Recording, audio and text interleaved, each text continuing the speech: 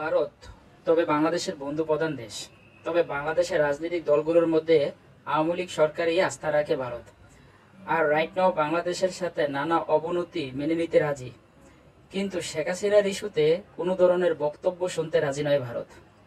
ভারতের সর্বদলীয় যে রাজনৈতিক দলগুলো আছে, শুধুমাত্র মোদি না, আপনি যদি দেখেন ভারতের রাজনীতি এভাবে নানাভাবে বিভাজিত, কিন্তু যখনই আওয়ামী লীগ সরকারের প্রসঙ্গ আসে, মিত্রতা বলেন আর বন্ধুত্ব বলেন অথবা ডাল হিসেবেই বলেন, তারা কিন্তু যতটুকু ভূমিকা রাখা দরকার ততটুকুই রেখেছে ভারত। ইভেন আজকের দিনে ডক্টর মোহাম্মদ ইউনূসকে যেভাবে কৌশলে জবাব দেওয়া হলো, অথবা ধরেন one kind of doctor Mohammad ইউনূসকে কিছুটা সম্মানহানি করা হলো শেখ হাসিনা ইস্যুতে। ডক্টর মোহাম্মদ ইউনূস গতকাল যে বক্তব্য দিয়েছিলেন, সে বক্তব্যটি পজিটিভলি নেয়নি ভারত। ভারত বাংলাদেশের বিভিন্ন ইস্যুতে বাংলাদেশ যেভাবে শক্ত ভূমিকা পালন করতেছে, এটা ভারত পজিটিভলি নিচ্ছে না। তাহলে চলুন দেখি ভারত ডক্টর মোহাম্মদ ইউনূসকে কি বলল।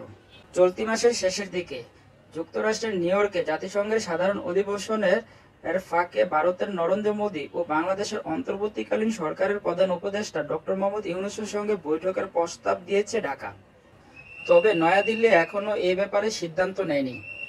চলতি সপ্তাহের শুরুতে ভারতের একটি সংবাদ মাধ্যমকে দেওয়া সাক্ষাৎকারে ডক্টর মোহাম্মদ ইউনূস যেসব মন্তব্য করেছেন, তাতে নরেন্দ্র মোদীর সঙ্গে তার বৈঠকের সম্ভাবনা নেই বললেই মনে করছেন অনেকে। সাক্ষাৎকারে ডক্টর মোহাম্মদ ইউনূস ভারতে থাকা অবস্থায় সাবেক প্রধানমন্ত্রী শেখ হাসিনা বাংলাদেশকে নিয়ে করা মন্তব্যের সমালোচনা করেন। সাক্ষাৎকারে ডক্টর মোহাম্মদ ইউনূস ইঙ্গিত দেন বাংলাদেশ তার শেখ হাসিনার আর দেশে ফেরত আনতে চায় বা আনতে পারে, এবং বলেন শেখ হাসিনা আওয়ামী লীগ ছাড়া বাংলাদেশের সব দল ইসলামপন্থী। এই বয়ান থেকে ভারতকে সরে আসা উচিত। অন্তর্বর্তীকালীন সরকারের প্রধান উপদেষ্টা ডক্টর মোহাম্মদ ইউনূস সাক্ষাৎকারে আরো বলেন, বাংলাদেশ ফেরত না চাওয়া পর্যন্ত ভারত যদি তাকে রাখতে চায়, তাহলে শর্ত হতে পারে যে তাকে চুপ থাকতে হবে।